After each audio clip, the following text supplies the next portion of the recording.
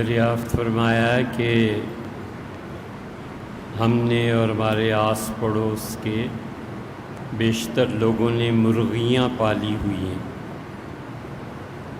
مسئلہ یہ ہے کہ دوسروں کی کچھ مرغیاں بیمار ہوتی ہیں، لیکن سارا دن ایک جگہ کھاتی پیتی رہتی ہیں، اور ہمارے تجربے میں یہ آیا ہے کہ بیماری متعدی ہوتی ہے۔ پڑوس والوں سے کہا جائے تو کہتے ہیں بیماری متعدی نہیں ہوتی۔ ایک طرف کسی کے مال کو نقصان پہنچانا حرام ہے، اور دوسرا حل یہ ہے کہ مرغیوں کو گھر تک محدود کر دینا۔ آپ اس پہ شریعت کا مسئلہ پوچھتے ہیں تو ہم آپ کو بتا دیتے ہیں، لیکن عملی زندگی میں اس پہ عمل بہت دشوار ہے۔ اصولاً یہ ہونا چاہیے کہ بیماری متعدی ہوتی ہے،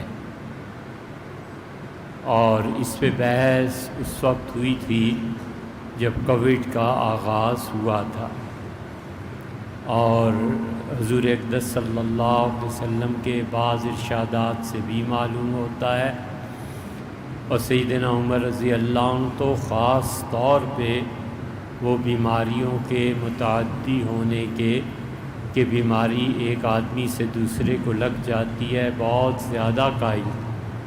وہ تو فرما دیتے مجھے پتہ چل جائے کہ کوڑ کا مریض ایک جگہ ہے تو میں تو اتنے میل تک وہاں نہ جاؤں۔ اسی طرح بعض اور صحابہ کرام رضی اللہ عنہم کا مسلک یہ بھی تھا، اور دوسری طرف بھی ہے کہ ادھر بھی اہل علم ہیں اور وہ متعدی بیماریوں کو نہیں مانتے۔ یہ ایک الگ بات ہے، لیکن جب تجربہ ہمارا ثابت کرتا ہے، عقل ثابت کرتی ہے، اور ماڈرن سائنسز میں یہ بات طے شدہ ہے، تو پھر اس پہ عمل کرنا چاہیے، اور اس کی سند کے پیچھے کہیں مل جائے تو وہ صحابہ کرام رضی اللہ عنہ کے اعمال میں مل جائے گا۔ تو جو لوگ جن کی مرغیوں سے دوسری مرغیوں کو بیماری لگتی ہے، ان کا فرض بنتا ہے کہ اپنی بیمار شدہ مرغیوں کو الگ رکھیں اور دوسرے کو مالی نقصان نہ پہنچائیں۔ یہ اصولی بات ہے، لیکن یہ عملاً نہیں ہوتا۔ عملاً تو بس پھر یہی ہے کہ آپ اپنی مرغیوں کو الگ کر لیں، تو ایک طرف مال کو نقصان پہنچانا ہے جو حرام ہے، آپ نے بالکل صحیح تحریر فرمایا۔ دوسرا حل یہ ہے کہ مرغیوں کو گھر تک محدود کر دینا ہے، لیکن مرغہ شور کرتا ہے، اس پہ خود سوچنا چاہیے کہ مرغہ ہی شور نہیں کرتا، مرغی کے حقوق بھی ضائع ہوتے ہیں۔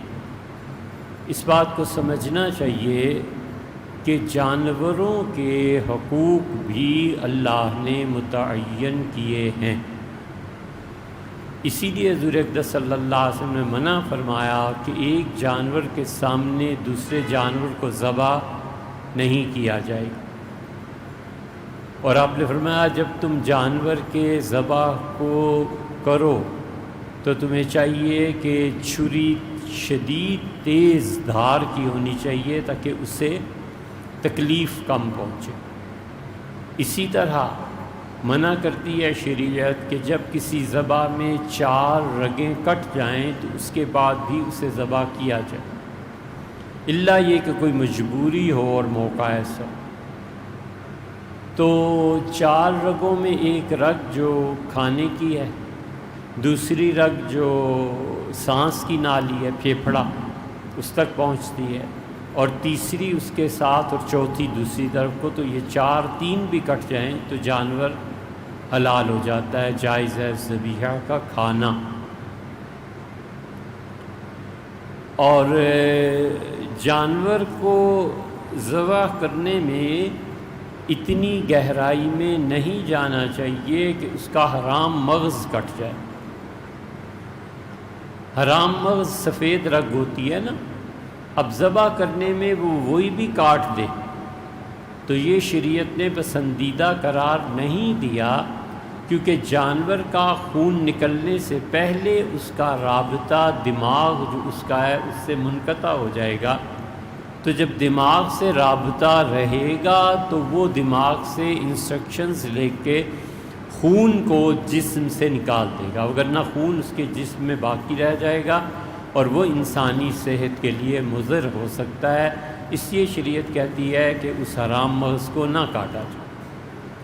حضرت صاحب الثقلین علیہ السلام تشریف فرما تھے، اور ایک پرندہ تھا لالی اسے کہتے ہیں اردو میں، تو وہ بار بار آ کر لالی اوپر گھوم رہی تھی، صحابہ کرام رضی اللہ عنہ۔ تو رسول اللہ صلی اللہ علیہ وسلم نے پوچھا کہ تم میں سے کوئی ایسا تو نہیں کہ اس کے بچے قید کر لایا ہو؟ تو عرض کیا کہ اللہ کے رسول، ہم لوگ شکار کے لیے گئے تھے اور اس کے بچے بڑے خوبصورت تھے، ہم اٹھا لائے۔ تو حکم ہوا کہ اپنے بچوں کے لیے بے قرار ہے اور اس کے بچے اس کو واپس کرو، منع فرما دیا۔ اسی لیے شریعت شکار کو زیادہ اپریشیٹ نہیں کرتی، جائز کہتی ہے کہ بس ٹھیک ہے، لیکن جانوروں کے بھی حقوق ہیں۔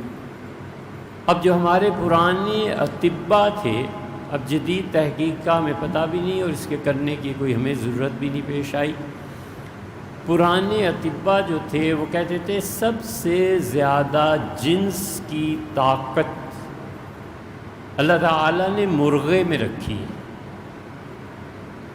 امام نسائی رحمۃ اللہ علیہ بہت بڑے محدثین میں، سنن نسائی ان کی ہماری صحاح ستہ میں شامل ہے۔ اہل تشیع کی 4 کتابیں ان کی کہلاتی ہیں، اور ہمارے ہاں 6 کتابیں حدیث شریف۔ امام نسائی رحمۃ اللہ علیہ روزانہ بلا ناغہ ایک مرغ کھایا کرتے، اور ہمیشہ 4 بیویاں رکھی ہوئی تھیں۔ تو قدیم طب میں یہ مانا گیا ہے، اس لیے ہم یہ سمجھتے ہیں کہ جو انجیکشنز کے ذریعے جانوروں کو امید سے پھر بریڈنگ کے لیے، نسل بڑھانے کے لیے کوئی اچھی چیز نہیں ہے۔ جانوروں کو ان کی فطری تسکین کے لیے چھوڑ دینا چاہیے، یہ نہیں کرنا چاہیے۔